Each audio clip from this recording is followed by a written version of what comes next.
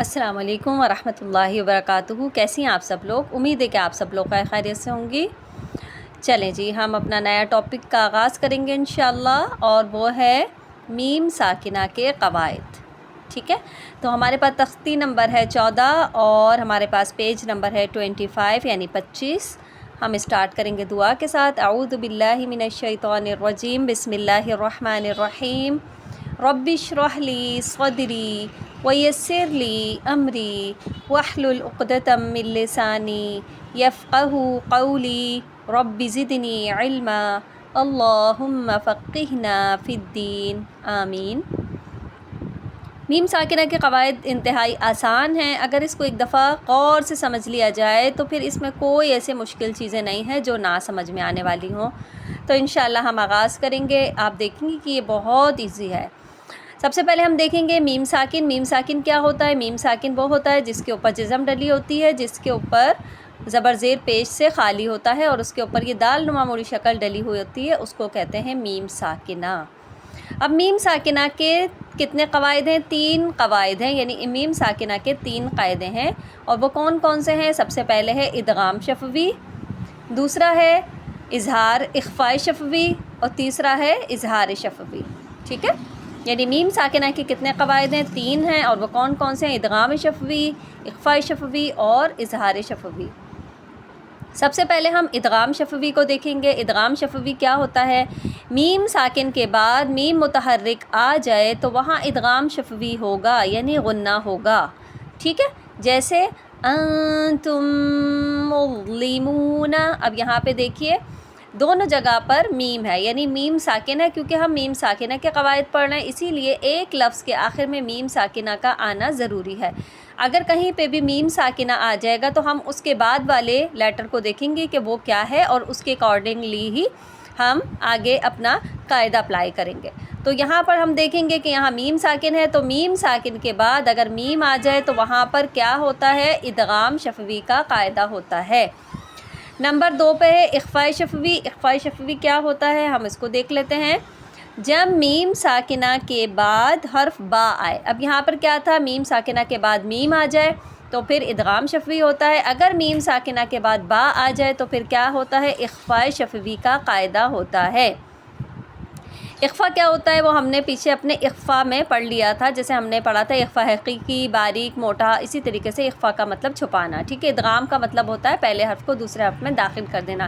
ادغام اور اخفاء اور اظہار کی ڈیفینیشن ہم الحمدللہ اپنے نون ساکن اور تنوین کے قاعدے میں پڑھ چکے ہیں۔ ٹھیک ہے، اب ہم دیکھیں گے اظہار شفوی۔ اظہار شفوی کیا ہوتا ہے؟ جب میم ساکنہ کے بعد با اور میم کے علاوہ، یعنی کہ ہم نے دیکھا با کس میں آ جاتا ہے؟ با آ جاتا ہے اخفاء شفوی میں، اور میم کس میں آ جاتا ہے؟ ادغام شفوی میں۔ اس کے علاوہ جتنے بھی حروف ہیں میم ساکنہ کے بعد، جو بھی لیٹر آئیں گے میم ساکن یا میم اور با کے علاوہ، وہ سب کس میں چلے جائیں گے؟ اظہار شفوی میں۔ ٹھیک ہے، اب سب سے پہلے ہم دیکھتے ہیں ادغام شفوی کی مثال۔ اب یہاں پہ دیکھیں میم ساکن کے بعد میم آ گیا، تو یہاں پر کون سا قاعدہ ہو گیا؟ یہ ہو گیا ادغام شفوی۔ تو ہم اس کو کس طرح پڑھیں گے؟ انتم مظلمون، اب یہاں پر جو ہے یہ میم ساکنہ کا میم میں ادغام ہو گیا، اور یہاں پر ہم غنہ رن کریں گے۔ اس کے بعد یہاں پر دیکھتے ہیں ہم میم ساکنہ کے بعد حرف میم اور با کے علاوہ جو لیٹر آتا ہے اس کو ہم کس میں لیتے ہیں؟ اظہار شفوی میں، یعنی کہ میم ساکن کو ظاہر کر کے پڑھیں گے۔ جیسے کس طرح پڑھیں گے؟ الم ترو، الم ترو۔ ٹھیک ہے، میم ساکن کو میں نے ظاہر کر کے پڑھا۔ یہاں پر میں نے کس طرح پڑھا تھا؟ انتم مظلمون، یہاں پہ غنہ کیا تھا، یہاں پر میں کیا کروں گی؟ اظہار کروں گی، یعنی میم ساکن کو ظاہر کر کے۔ آگے ہم دیکھتے ہیں ہم فیہا۔ اب یہاں پہ بھی دیکھیے کیا ہے؟ میم ساکن ہے، اس کے بعد فا آ گیا، تو ہم اس کو کس طرح پڑھیں گے؟ ظاہر کر کے۔ آگے والے لیٹر کو ہم دیکھتے ہیں میم ساکنہ کے بعد حرف با آ رہا ہے، یعنی کہ ہم نے دیکھا تھا کہ اخفاء شفوی، یعنی کہ میم ساکنہ کے بعد با آ جائے تو یہاں پر کون سا قاعدہ ہوگا؟ اخفاء شفوی کا۔ اخفاء شفوی کا کیا مطلب ہے؟ میم کی آواز کو چھپائیں گے اور با کے مخرج پہ جائیں گے۔ جیسے کنتم بی، کنتم بی، یہاں پہ بھی کیا کریں گے؟ ہم میم ساکن کو اخفاء کریں گے، یعنی میم ساکن کی آواز کو تھوڑا چھپا کر پڑھیں گے۔ اب ہم آگے والی مشقیں پڑھتے ہیں اسی کے دیکھتے ہوئے کہ کہاں پر ادغام شفوی ہے، کہاں پر اظہار شفوی ہے اور کہاں پر اخفاء شفوی ہے، ٹھیک ہے۔ وَلَكُمْ مَا وَالْأَمْرُ أَمْضَى تَأْتِيهِمْ بِآيَةٍ آتَيْتُكُم من کتاب۔ اب یہ ساری میم ساکنہ کے ہیں، ٹھیک ہے، میم ساکنہ کے بعد میم آ رہا ہے تو یہ ادغام شفوی۔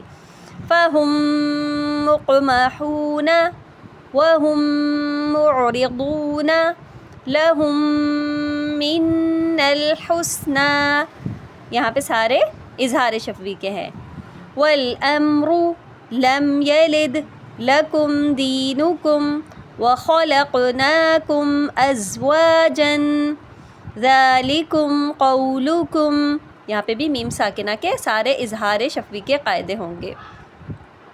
ہم فِيهَا أَمْضَى وَأَمْطَرْنَا أَلَمْ نَشْرَحْ أَمْ صَبَرْنَا عَلَيْهِمْ غَضَبٌ۔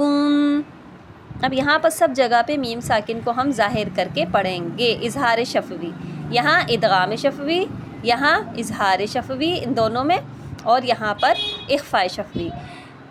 تَأْتِيهِمْ بِآيَةٍ عَلَيْكُمْ بِوَكِيلٍ تَرْمِيهِمْ بِحِجَارَةٍ وَمَا هُمْ بِمُؤْمِنِينَ بَعْضُكُمْ بِبَعْضٍ، یہاں پہ ہم سب جگہ پر اخفاء یا غنّے کے طریقے سے بھی ہم اس کو پڑھ سکتے ہیں، ٹھیک ہے۔ تو ہمیں الحمدللہ ہم نے آج میم ساکنہ کے قواعد پڑھے اور وہ انتہائی آسان ہے، یعنی اگر ہم اس کو ایک لفظ میں بیان کریں، یعنی ایک لائن میں، تو اس کو ہم اس طرح کر سکتے ہیں کہ میم ساکنہ کے 3 قواعد ہیں: ادغام شفوی، اخفاء شفوی، اظہار شفوی۔ ادغام شفوی کب ہوگا؟ جب میم ساکنہ کے بعد میم آ جائے گا تو ادغام شفوی، میم ساکنہ کے بعد با آ جائے گا تو اخفاء شفوی، اور میم ساکنہ کے بعد با اور میم کے علاوہ جو بھی لیٹر آ جائیں گے تو وہاں پر کیا ہو جائے گا؟ اظہار شفوی کا قاعدہ ہو جائے گا۔ شفوی ہم اس کو کیوں کہہ رہے ہیں؟ کیونکہ میم ہونٹوں سے ادا ہوتا ہے، اسی لیے ہم اس کو ادغام شفوی، یعنی شفوی اس لیے کہ یہ میم ساکنہ کے، ورنہ تو ادغام نون ساکن اور تنوین کے قاعدے میں بھی ہوتا ہے، اور اسی طرح سے اخفاء نون ساکن اور تنوین کے قاعدے میں بھی ہوتا ہے، اور اظہار بھی نون ساکن اور تنوین کے قاعدے میں ہوتا ہے، لیکن اس کو واضح کرنے کے لیے ہم شفوی کا نام دیں گے تاکہ یہ واضح ہو سکے کہ یہاں پر جو ادغام ہو رہا ہے وہ کس کا ہو رہا ہے، ٹھیک ہے، میم ساکن کا یا نون ساکن اور تنوین کا، ٹھیک ہے۔ تو مجھے امید ہے کہ آپ لوگ کو اچھی طرح سمجھ میں آ گیا ہوگا۔ السلام علیکم ورحمۃ اللہ وبرکاتہ۔